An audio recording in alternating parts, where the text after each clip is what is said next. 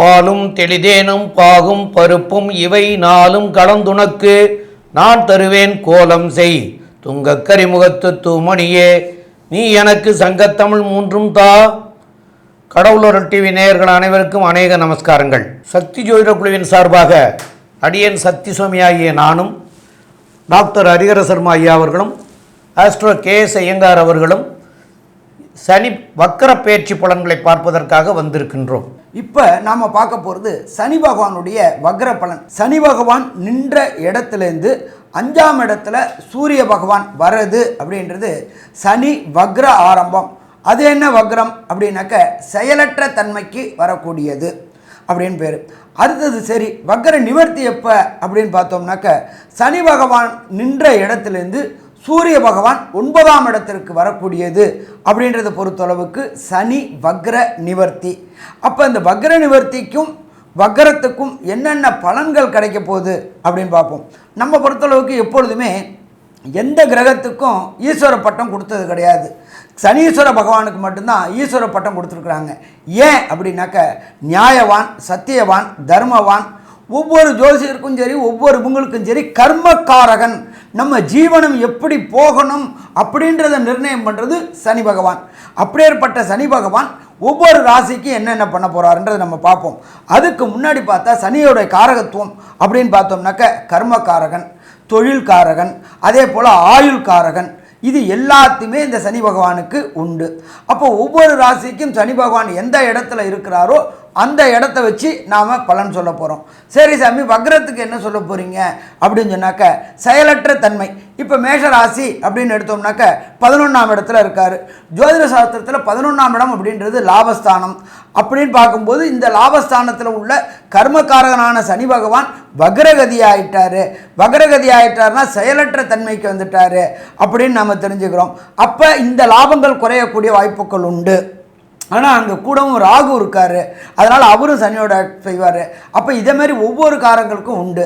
சரி, சனி பகவானை பொறுத்தளவுக்கு என்னென்ன அப்படின்னு பார்த்தோம்னாக்க எல்லாருக்குமே ஒவ்வொரு இதுக்கும் ஒவ்வொரு பரிகாரம் உண்டு. சனி பகவானை பொறுத்தளவுக்கு பரிகாரம் அப்படின்றத பொறுத்தளவுக்கு ஒவ்வொரு ஆலயம் செல்லக்கூடிய வாய்ப்புகள் உண்டு. ஒரு சில பேருக்கு அஷ்டமத்தில் சனி நடக்கும், ஒரு சில பேருக்கு அர்த்தாஷ்டம சனி நடக்கும், ஒருத்தருக்கு ஏழரை சனி நடக்கும். இந்த ஏழரை சனி நடக்கும்போது ஜென்மச்சனி, பாதச்சனி, விரயச்சனி அப்படின்னு 3 உண்டு. இப்போ அப்படியேற்பட்டவங்களுக்கு பார்த்தோம் அப்படின்னாக்க விருச்சிக ராசிக்காரங்களுக்கு அர்த்தாஷ்டம சனி, அதுக்கு அடுத்தது கடகராசிக்காரங்களுக்கு பொறுத்த பக்கம் அஷ்டமத்தில் சனி, அதுக்கு அடுத்தது பார்த்தோம்னாக்க கும்பராசிக்கு பொறுத்தளவுக்கு ஜென்மச்சனி, மகர ராசிக்கு பொறுத்தவங்களுக்கு விரயச்சனி, மீனராசிக்கு பொறுத்தளவுக்கு பாதச்சனி. அப்போ இவங்க இந்த குறிப்பிட்ட நாட்களில் ஃப்ரீ ஆவாங்க. ஆமாம் சாமி, அது எந்த குறிப்பிட்ட நாள்லேருந்து அவர் வக்ரமாகிறாரு அப்படின்னு பார்த்தோம் அப்படின்னாக்க 2/7/2025 பொன் கிடைச்சாலும் புதன் கிடைக்காது அப்படின்னு சொல்லக்கூடியது அந்த புதன்கிழமையில். அது என்ன தமிழ் தேதியில் அப்படின்னு பார்த்தோம்னாக்க ஆனி மாதத்தில் வருது. 18ஆம் தேதிக்கு அவர் சனி வக்ரம் ஆகிறாரு. சரி, வக்ரம் நிவர்த்தி எப்போ ஆக போகிறாரு அப்படின்னு பார்த்தோம்னாக்க தமிழ் மாதத்தில் பார்த்தோம்னாக்க கார்த்திகை 1ஆம் தேதி. கார்த்திகை 1ஆம் தேதி அப்படின்றது ஆங்கில தேதி அப்படின்ற பொறுத்தளவுக்கு 17/11/2025 திங்கட்கிழமை. அப்போ இது சற்றேறக்குறைய பார்த்தோம்னாக்க 138 நாள். 138 நாள் அப்படின்னாக்க ஒரு மாதத்துக்கு சராசரியாக 30 நாள் வச்சாக்க 4 12 120 ப்ளஸ் 18 நாள். சற்றேறக்குறைய இந்த 138 நாள் 4.5 மாதம் இந்த கடகராசிக்காரங்க, விருச்சிக ராசிக்காரங்க, கும்ப ராசிக்காரங்க, மகர ராசிக்காரங்க, அதே போல் மீன ராசிக்காரங்களுக்கு எல்லாருக்குமே ரிலாக்ஸ் ரிலாக்ஸ் ரிலாக்ஸ். சனி பகவானுடைய தன்மை அப்படின்றது அஷ்டமத்தில்னாக்க ஆட்டி படைச்சிருவார். சில தேவையற்ற அவமானங்கள், தேவையற்ற சங்கடங்கள் எல்லாத்தையுமே கொடுப்பாரு. அப்போ இந்த பிரீத்திங் பீரியடு டிசம்பர் 2023லேருந்து இந்த ராசிக்காரங்களுக்கு பொறுத்தளவுக்கு அஷ்டமத்து சனி, அர்த்தாஷ்டம சனி, ஏழரை சனி நடந்துகிட்டு இருக்கு. இந்த சனி பகவான் விலகக்கூடிய காலகட்டம் அப்படின்றது பொறுத்தளவுக்கு 6/3/2026. அப்போ நம்ம பார்க்கும்பொழுது அதுக்கப்புறம் பார்த்தா நவம்பருக்கு அப்புறம் டிசம்பர், ஜனவரி, பிப்ரவரி, அதுக்கு அடுத்தது 90 நாள் தான். அதே போல் சனி பகவானை பொறுத்தளவுக்கு கடந்த 2.5 வருஷமாக ஆட்டி படைச்சாலும் போகும்பொழுது கொடுத்துட்டு போவார். சனியை போல் கொடுப்பவரும் இல்லை, சனியை போல் கெடுப்பவரும் இல்லை. ஆனானப்பட்ட நல சக்கரவர்த்தியையே 7.5 வினாழிகை ஜலத்தில் வச்சு பார்த்தவர். அப்போ ஈஸ்வர பட்டம் எதுக்கு கொடுத்தாங்க? நியாயவான், தர்மவான். சரி, அவரை யாரால் கண்ட்ரோல் பண்ண முடியும் அப்படின்னு பார்த்தாக்க அவனுடைய தகப்பனான சூரியனாலையும் கண்ட்ரோல் பண்ண முடியாது. 2 கைபரால் தான் கண்ட்ரோல் பண்ண முடியும். ஒன்று எம்பெருமான் விநாயகர், அடுத்தது எம்பெருமான் ஆஞ்சநேயர். இவங்க 2 பேரால் தான் கண்ட்ரோல் பண்ண முடியும். அப்போ இந்த 138 நாளும் எந்தெந்த ராசிக்கு என்னென்ன நற்பலன்கள், எந்தெந்த ராசிகள் கெடுபலன்கள், எந்தெந்த ராசிக்காரங்க பரிகாரங்கள் பண்ணணும், அதே போல் இந்த காயத்ரி மந்திரங்கள் இருக்குது. சனி காயத்ரி மந்திரம் இருக்குது. அதை நாங்கள் இதில் ஸ்டில்லில் கொடுக்குறோம். ஓம் காகத்வஜாய வித்மகி கட்க ஹஸ்தாய தீமகி தன்னோ மந்த பிரஜோதியாத். மந்தக்காரகன், கால் ஊனமுற்றவர். அதனால் அவர் எப்போதுமே ஒரு ராசியிலேருந்து ஒரு ராசி கிடக்கிறதுக்கு சற்றேறக்குறைய 2.5 வருஷம் ஆகும். அந்த எளிய பரிகாரங்கள் சொல்கிறோம். எந்தெந்த ராசிக்காரங்களுக்கு எந்தெந்த கோயிலுக்கு போகணும்னு சொல்கிறோம். இது எல்லாத்தையுமே வரிசையாக பார்ப்போம். இப்போ ஒவ்வொரு ராசியாக பார்க்கலாமா? அன்பான மிதுன ராசி என்பர்களே, உங்களுக்கு இந்த சனி வக்ர நிவர்த்தி எப்படி இருக்குன்னு பார்ப்போம். இவர் சற்றேறக்குறைய 138 நாள் இருக்கார். ஏற்கனவே சனி பகவான் உங்களுக்கு இருக்கிற இடம் 9ஆம் இடத்துல இருக்கார். 9ஆம் இடம் அப்படின்றது நம்மளுடைய ஜோதிட சாஸ்திரத்தில் சொல்லக்கூடியது உயர்கல்வி ஸ்தானம் மற்றும் தகப்பன் ஸ்தானம் அப்படின்னு சொல்கிறோம். அப்படி இருக்கக்கூடிய இடத்துல சனி பகவான் வக்ரம் அடைகிறார். வக்ரம் அடைஞ்சு 138 நாள் இருக்கார். அப்போ ஃபஸ்ட்டு இந்த மிதுன ராசியை சேர்ந்த அன்பர்கள் உயர்கல்வி படிக்கக்கூடியவங்க, உயர்கல்வி அப்படின்றத பொறுத்தளவுக்கு ஐஐடி, ஜேஇஇ, நீட்டு, இதை தவிர ஐஏஎஸ்ஸு, ஐபிஎஸ்ஸு மற்றும் பிஹெச்டி போன்ற படிப்பு படிக்கக்கூடிய மிதுன ராசியைச் சேர்ந்த அன்பர்களுக்கு இந்த 138 நாளும் சற்று சிக்கலான நாள்னு சொல்லலாமா? சிக்கலான நாள்னே சொல்லலாம். ஏன்னா சனி பகவான் வக்ரம் ஆயிடுறாரு. வக்ரம் ஆயிட்டார் அப்படின்னாக்க செயலிழந்திருக்கிறாரு ஒன்று. அதுக்கு அடுத்தது கூடவே ஏற்கனவே ராகு பகவானும் அங்கே இருக்கார்.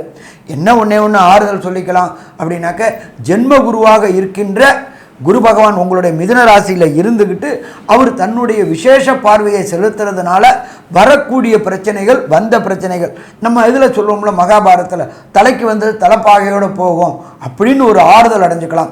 இன்னொன்று மிதுன ராசியை பொறுத்தளவுக்கு புதனுடைக்கு எப்பொழுதுமே சனி பகவான் யோகர் அப்படின்னு சொல்லலாம். ஆனாலும் கிடைக்கக்கூடிய பலன்களை சற்று காலதாமதமாக கொடுப்பார். அதாவது நம்ம ஜோதிடெல்லாம் சொல்லுவோம்ல பொன் வைக்கிற இடத்துல பூ வைக்கிறோம் அப்படின்ட்டு, அதை மாதிரி இந்த காலகட்டங்களில் இருக்கக்கூடிய வாய்ப்புகள் உண்டு. சரி, அடுத்தது 9ஆம் இடம் அப்படின்றது தகப்பன் ஸ்தானம் அப்படின்னு பேர். தகப்பன் ஸ்தானம் அப்படின்றத பொறுத்தளவுக்கு தகப்பனுடைய தொழிலை எடுத்து செய்யக்கூடியதில் சின்ன சின்ன ப்ராப்ளங்கள் வரக்கூடிய வாய்ப்புகள் உண்டு. தகப்பனுக்கு பொறுத்தளவுக்கு உடல்நல ரீதியான தொந்தரவுகள் வரக்கூடிய வாய்ப்புகள் உண்டு. பெரும்பாலும் பார்த்தோம்னாக்க நம்ம சனி பகவானுடைய காரகத்துவம் அதாவது சொல்லக்கூடியது அப்படின்றது எலும்பு, மஜ்ஜை, பல்லு, பிறப்புறுப்பு, பின்னுறுப்பு, இதேமாரி கழிவுநீர் பாதைகள், இது எல்லாமே இந்த காலகட்டங்களில் சனி பகவானுடைய காரகத்துவம் சொல்கிறோம். அப்போ தகப்பனுக்கு இந்த இடங்கள் பாதிக்கப்படக்கூடிய வாய்ப்புகள் உண்டு. அப்போ நாம் என்ன பண்ணணும்? ஒரு சின்ன உபாதை அப்படின்னு சொன்னால் கூட நம்ம குடும்ப டாக்டரை பார்த்தோம்னாக்க பிரச்சனைகளை தவிர்க்கலாமா? பிரச்சனைகளை தவிர்க்கலாம். சரி சாமி, இதில் பொறுத்தளவுக்கு எல்லா கிரகங்களுக்கும் விசேஷ பார்வைகள் உண்டு. சனி பகவானை பொறுத்தளவுக்கு 3ஆம் பார்வை, 7ஆம் பார்வை, 10ஆம் பார்வை உண்டு. அப்போ இந்த 3ஆம் பார்வை, 7ஆம் பார்வை, 10ஆம் பார்வை மிதுன ராசி அன்பர்களுக்கு என்னென்ன நற்பலன்களை கொடுப்பார், என்னென்ன கெடுபலன்களை கொடுப்பார் அப்படின்றத நம்மளோட அஸ்ட்ரோ கேஎஸ் ஐயாங்கார் அவங்க விரிவாகவும் விளக்கமாக சொல்லுவாங்க. ஐயா, அருமையாக சொன்னீங்க. அதாவது மிதுனத்துக்கு பார்த்தீங்கன்னா 9ஆம் இடத்துல இருக்கக்கூடிய சனி பகவான் அவருடைய பார்வை பலம்னு சொல்லக்கூடியது பார்த்தீங்கன்னா 3, 7, 10 அப்படின்னு சொல்லக்கூடியது. அதாவது பொதுவாகவே எல்லா கிரகத்திற்கும் சப்தம பார்வை உண்டு. அதனால் 7ஆம் இடமாக அவர் பார்க்குறார். அது வந்து சிம்மத்தை பார்க்கும் பொழுது 3ஆம் இடமாக அமையிறது. ஸோ முயற்சிகளில் சிறு சிறு பின்னடைவை கொடுக்கக்கூடிய வாய்ப்புகள் நிச்சயமாக இருக்கும்.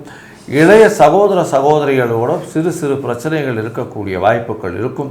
கவிதை, எழுத்துக்கள் படைக்கிறவங்க, கட்டுரைகள் படைக்கிறவங்க, அந்த மாதிரி கலைத்துறையில் இருக்கிறவங்களுக்கு இந்த பேச்சு, கவிதை, காது கேட்கும் திறன் பிரச்சனைகள் இதெல்லாம் வரக்கூடிய வாய்ப்புகள் இருக்கும். கவிதை எழுதி இது பண்ணுறவங்க, பாடல் ஆசிரியர்கள், இவங்களுக்கெல்லாம் பிரச்சனை இருக்கக்கூடிய காலகட்டமாக அமையப்போகிறது.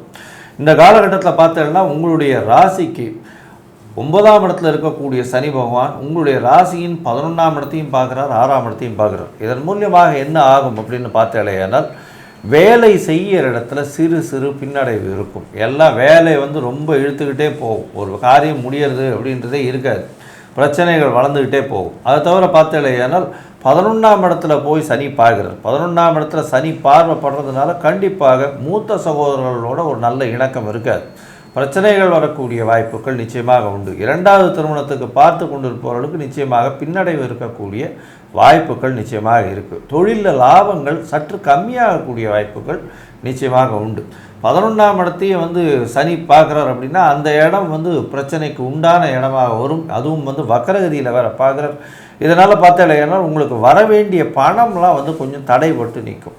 நீங்கள் வந்து நினச்சிட்ருப்பீங்க இந்த காலகட்டத்தில் உங்களுக்கு இவ்வளோ பணம் வந்ததுன்னா பசங்களுக்கு ஸ்கூல் சேர்க்கறது, இல்லைன்னா வந்து இப்போது இந்த காலகட்டமாக இருக்கிறதுல உங்களுடைய தொழிலில் வந்து மேலும் விருத்தி பண்ணுறது, இதெல்லாம் பார்த்துட்ருப்பீங்க. அதில் வந்து பிரச்சனைகள் வரக்கூடிய வாய்ப்புகள் உண்டு. 9ஆம் இடத்துல வந்து நின்றுட்டு அவர் வந்து உங்களுடைய ராசிக்கு 11ஆம் இடத்தையும் பார்க்குறார், 6ஆம் இடத்தையும் பார்க்குறார். 6ஆம் இடத்தை பார்க்கும்பொழுது பார்த்தீங்களேனால் புதுசாக வேலை கிடைக்கிறதுக்கு வேலை மாறணும் அப்படின்னு பார்த்துட்ருப்பீங்க.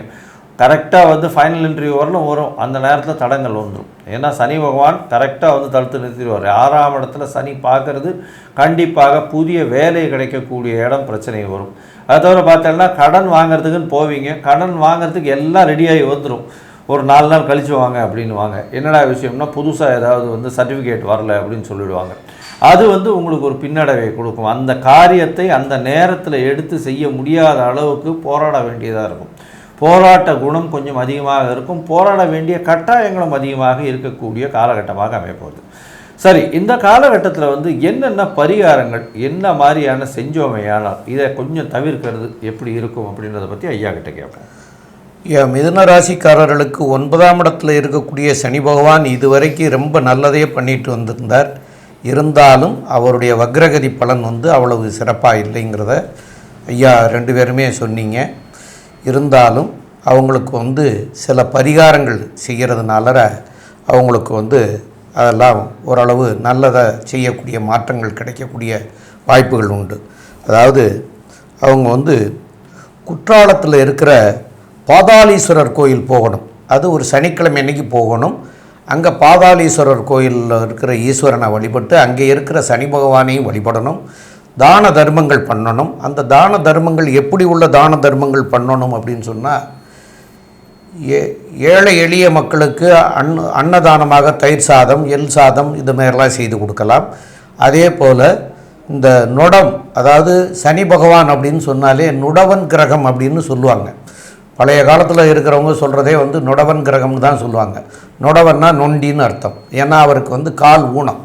அதனால் கால் கைகள் ஊனமாக இருக்கிறவங்களுக்கு அவங்களுக்கு வேணுங்கிற அதாவது ஸ்டிக்கரு, வாக்கரு இதுமாரி உள்ளது, அவங்களுக்கு வந்து கால் வந்து சரியில்லாமல் இருக்கிறவங்களுக்கு அவங்களுக்கு வேணுங்கிறது மாதிரியான செப்பல் லெதரில் தயார் பண்ணி கொடுக்கறது, இல்லைன்னா சாதாரணமாகவே லெதர் செப்பல் வாங்கி கொடுக்கறது, கொடை தானம் பண்ணுறது, இந்த மாதிரியெல்லாம் பண்ணினீங்கன்னா இந்த 138 நாட்களில் வந்து வரக்கூடிய பின்விளைவுகள் நீங்கி உங்களுக்கு நன்மை பயக்கும் அப்படிங்கிறத சொல்கிறோம்.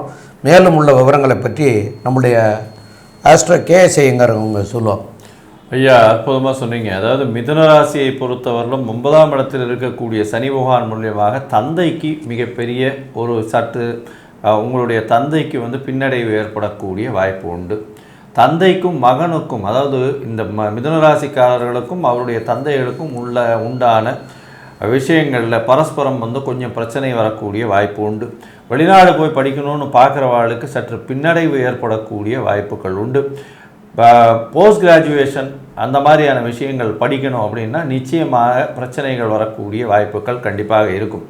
இந்த காலகட்டத்தில் பார்த்தலையானா உங்களுக்கு உங்களுடைய 9ஆம் இடத்துல இருக்கக்கூடிய சனி பகவானுடைய பார்வை 11ஆம் இடத்துல விழுறதுனால கண்டிப்பாக மூத்த சகோதர சகோதரிகளோடையும் லாபத்தில் தொழில் செய்பவர்களுக்கு லாபத்தில் சற்று பின்னடைவும், இளைய சகோதர சகோதரர்களோடையும் சற்று பிரச்சனையும், முயற்சிகளில் சற்று பின்னடைவும், அது தவிர வேலை மாறுதல்கள் பார்த்துட்டு இருந்தீங்கன்னா கொஞ்சம் பொறுமையாக இருக்கிறதும், புதுசாக கடனுக்கு எதிர்பார்த்துட்டு இருந்தீங்கன்னா கொஞ்சம் தடைபட்டு போகக்கூடிய காலகட்டமும் இந்த காலகட்டத்தில் அமையும்.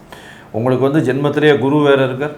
இப்போ 9ஆம் இடத்துல வக்கர சனி வேறு. அதனால் சிறு சிறு தடங்கல்கள் நிச்சயமாக இருந்து கொண்டே தான் இருக்கும். பொறுமையாக கையாள்வது அப்படின்றது ரொம்பவுமே நல்லது. இந்த காலகட்டத்தில் ஐயா சொன்ன மாதிரி அந்த வக்கரகதிக்கு உண்டான சனிக்கு உண்டான எளிதில் இருக்கக்கூடிய பலன்களை, அதாவது பரிகாரங்களை செய்வதன் மூலியமாக உங்களுக்கு எல்லா விதமான நன்மைகளும் வரும். எந்த ஒரு விஷயத்திற்கும் போட்டிக்கு செல்ல வேண்டாம், பொறுமையாக இருக்கிறது நல்லது. முயற்சிகளில் கொஞ்சம் ஜாகிரதையாக இருக்கிறது நல்லது. கலைத்துறையில் இருக்கிறவங்க, எழுத்து பணியில் இருக்கிறவங்கலாம் ஜாகிரதையாக இருக்கிறது ரொம்பவும் நல்லது. படிக்கக்கூடிய மாணவர்கள், போட்டித் தேர்வு எழுதக்கூடிய மாணவர்கள்லாம் பொறுமையாக இருந்து ஒரு தடவைக்கு 100 தடவை படிக்கிறது ரொம்பவுமே நல்லது. அதன் மூலியமாக வெற்றி வாகை சூடக்கூடிய வாய்ப்புகள் நிச்சயமாக உண்டு அப்படின்னு சக்தி ஜோதிட குழு சொல்லுது. நன்றி, நமஸ்காரம். கடவுள் அருள் டிவியை பார்த்தமைக்க நன்றிகள். மேலும் இது போன்ற தகவல்களை தெரிந்து கொள்ள கடவுள் அருள் டிவியை சப்ஸ்கிரைப் செய்யுங்கள். மறக்காமல் பெல் ஐக்கானை கிளிக் செய்யுங்கள்.